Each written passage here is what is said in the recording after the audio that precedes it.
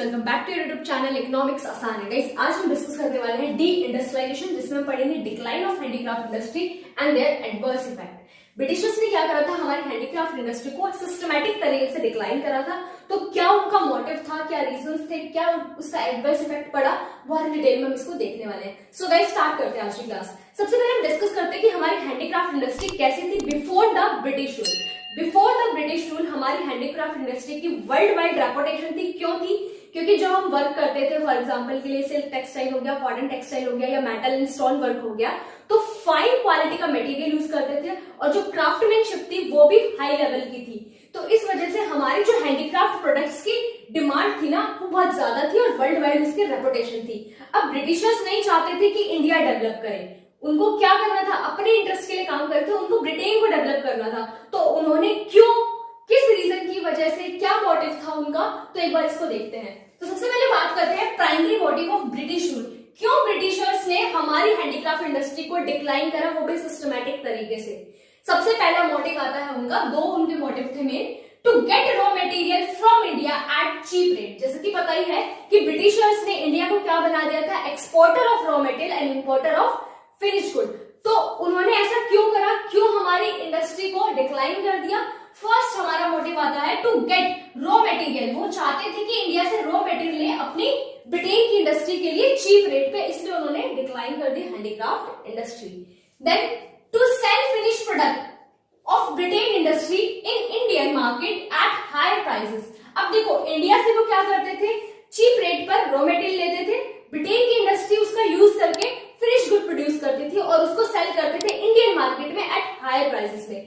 तो दोनों तरफ से किसका फायदा? ब्रिटिशर्स का फायदा। ब्रिटेन डेवलप हो रहा था, इंडिया तो स्टैग्नेंट होता जा रहा था, डिक्लाइन होता जा रहा था, है ना।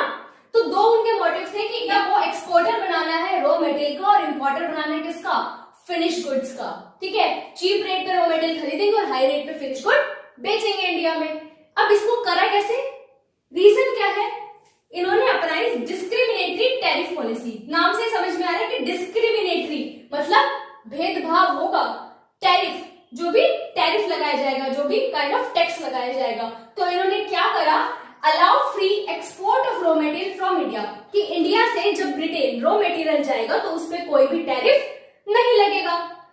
और and free import of final goods of British industry to India, और ब्रिटेन से जो फिनिश गुड आएंगे इंडिया पे, इंपोर्ट जो कराया जाएगा उस पे भी कोई टैरिफ नहीं लगेगा। बट जब पोर्ट होगा इंडियन हैंडीक्राफ्ट का, तो उस पे क्या कर दिया इन्होंने, हैवी ड्यूटी इंपोज कर दी, हैवी टैरिफ लगा दिया। पता चल रहा है कैसे डिस्क्रिमिनेटरी है, डिस्क्रिमिनेशन कैसे कर रहे हैं। जब ब्रिटेन का फायदा हो रहा है तो कोई टैक्स नहीं लगा रहे, फ्री कर दिया सब कुछ, और जब इंडिया का फायदा हो रहा है तो क्या करा, हैवी ड्यूटी लगा दी, हैवी टैरिफ लगा दिया।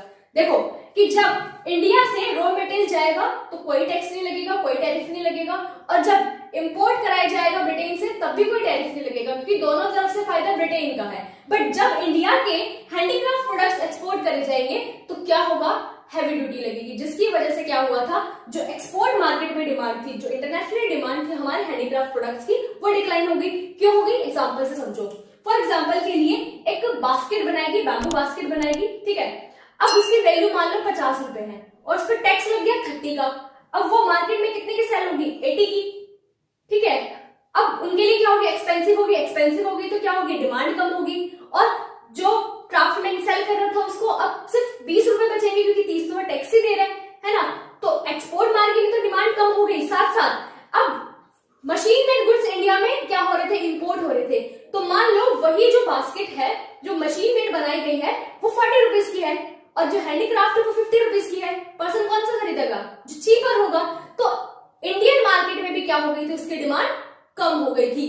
तो दिमाग देखो कैसे लगाया ब्रिटिशर्स ने, कि अपने इंटरेस्ट के लिए उन्होंने क्या करा, डिस्क्रिमिनेटरी टैरिफ पॉलिसी अपना ली, कि export of raw material free होगा, import of finish good free होगा, बट जब इंडिया के हैंडीक्राफ्ट प्रोडक्ट्स एक्सपोर्ट होंगे तो उसमें हैवी ड्यूटी लगा दी, जिसकी वजह से क्या हुआ, export market and Indian market दोनों में हैंडीक्राफ्ट प्रोडक्ट्स की क्या हो गई, डिमांड कम हो गई।